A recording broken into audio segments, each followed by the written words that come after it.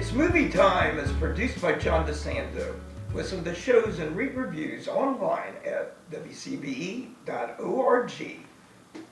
I'm John DeSando. And I'm Wayne the Flash Miller, the Scarlet Speedster. What did they used to call? You give somebody a flash? Yeah. Well, no, that's what has gotten us in trouble when we were our trench coats. All right, it's called The Flash. It's the DC Comics attempt to bring itself up to Marvel's supreme spot. But anyway, it's called The Flash, and I've got you here because I'm just not a big fan. I'll tell you, I haven't been. You and I have talked about DC, and I want to talk a little bit more about it because you've got a good overview of DC and Marvel, and we want to do that. But before we get there, I just want to let you know that I really need you today for this broadcast because I fashioned myself a cheerleader for movies. Yes. And I'm not feeling in the cheerleading mode for The Flash, so I'm looking to you, hoping that maybe you are, or at least closer to cheerleading than I am. So well, you know, it's funny watching the movie. I really wasn't. Once again, we're dealing with a multiverse situation, which is being done to death.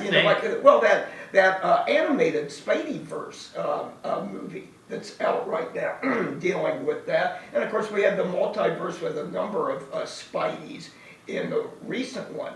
And non-animated would be the Oscar winner for this year. Yes. That's another multiverse. Yeah. Jeez, I have trouble enough with this universe. Well, and I'm a history major. I've always enjoyed reading alternative history. Like, what if the Nazis had won World War II?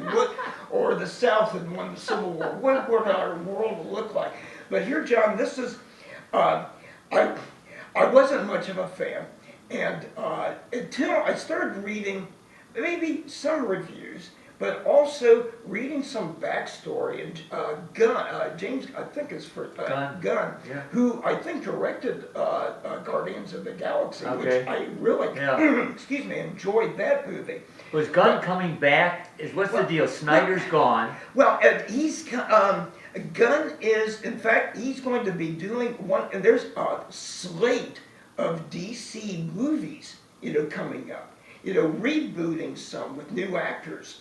They may do a sequel to the Robert Pattinson Batman movie. There may be a new Superman, definitely, because she's one of the more popular characters of the DC universe, Wonder Woman, and they're coming up with that. And yet again, another one for Aquaman.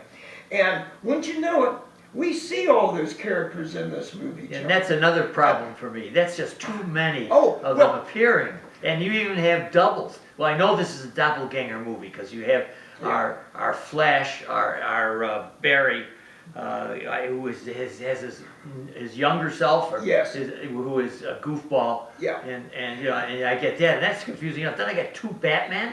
Well, John, I know. And some of the reviews saying, really, the most enjoyable character for me in the movie, one was, of course, Jason Momoa, a cameo as kind of a drunken Aquaman. But Michael Keaton, the original, or at least kind of original in our generation's slate of Batman movies. And he does it, and he still has that kind of twinkle in his eye and sarcasm in his voice that was kind of a delight. Ben Affleck, though, my God, you talk about an actor with gravitas in the role of Batman. But John, I got to tell you, and I don't want to give away something for the fans, as usual, with any movies anymore, particularly the DC Universe movies, the Marvel Cinematic Universe, you got to stay through the trailers, and this one has, you talk about two Batmans. John, there is a hysterical that got the crowd, and it was a good-sized crowd because they were getting them free here at the Gateway. We had two theaters. Yes, and they really filled it up with people who love these movies, and that the biggest cheer of the whole movie, besides them seeing Keaton earlier in the movie, was a cameo by another former Batman during the end credits and everything. But John, one thing, you tasked me with trying to show you how you could show some love to this movie. Yes. One of the things, and we've talked about it several times in recent movies we've reviewed, has been the love of family and trying to help family members, rescue family members. And what kind of got the ball kind of rolling in this, when Flash discovered that he could kind of do time travel. And he really wants to go back to rescue his mother, who's no surprise to anybody, had been murdered, and his dad was arrested for the murder of his mother, and he wanted to rescue her. And there were, I'd say, the heartfelt moments there as Flash with his parents and the young and with his younger self. I know, and one of the important moments in that film happens to come from the guy who should have never been Batman, Ben Affleck, in which he counsels him about changing, going back and altering the future. And even I know this is not a good thing to do, because the minute you start breathing, you're changing. It's the butterfly effect. Exactly. Well, I've always kind of wondered that about, and I was a big fan. I remember as a kid in 1960 seeing the H.G. Wells' The Time Machine with Rod Taylor was in that. And the Birds. Well, the actor in The Birds, but a movie a couple of years before The Birds, The Time Machine, and where he goes forward into the future. Yeah. Well, here, I always wondered what it would be like, not so much the future, because if I go, try to travel into the future, I'll probably be dead.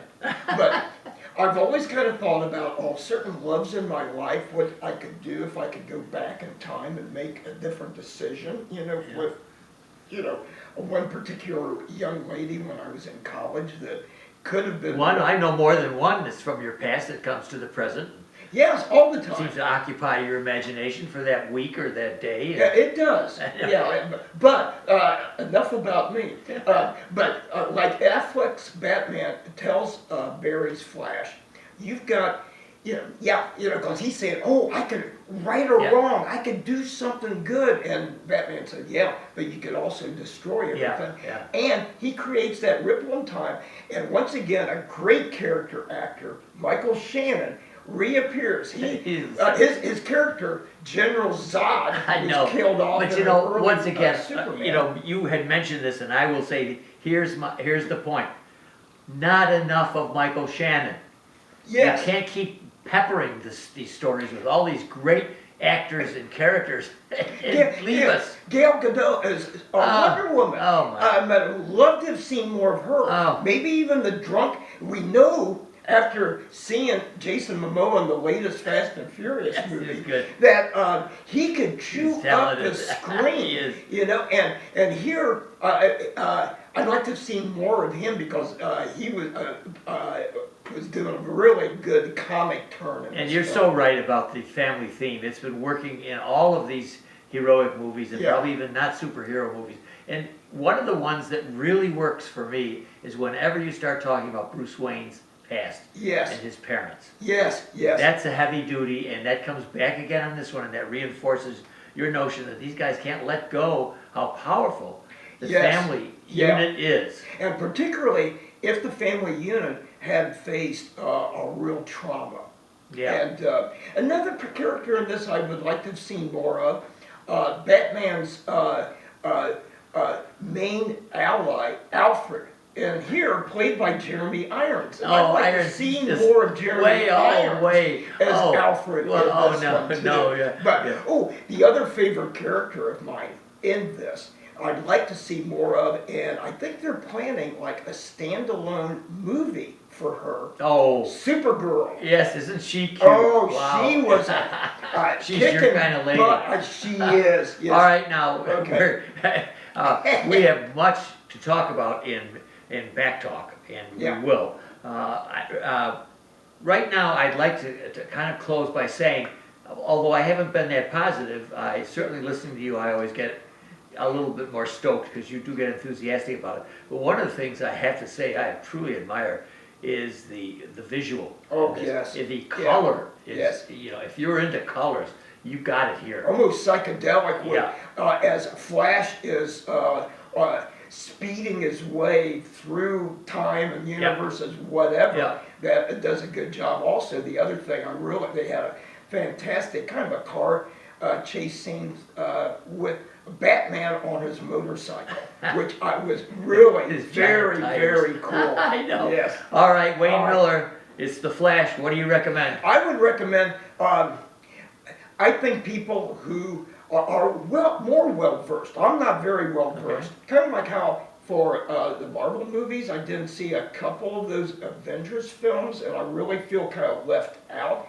of some of the backstory. The same thing that the Justice League movies here with DC. I think you're even more right than I thought. If you don't have backstory on this in your head, you're missing. A fan would, somebody seen those movies would like it. Others, like ourselves, like what we found recently with the Fast and Furious and the Avengers movie, you lose something. Yeah, and we know that Kevin didn't lose a thing. No.